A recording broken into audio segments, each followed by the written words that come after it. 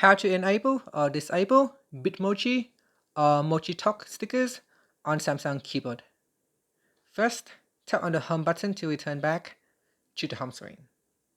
And from the home screen, swipe down at the top to open up quick settings. In here, tap on the settings icon. Next, we then scroll down and then tap on general management. After that, we scroll down and tap on Samsung keyboard settings. Now scroll down to the bottom, then tap on select third-party content to use.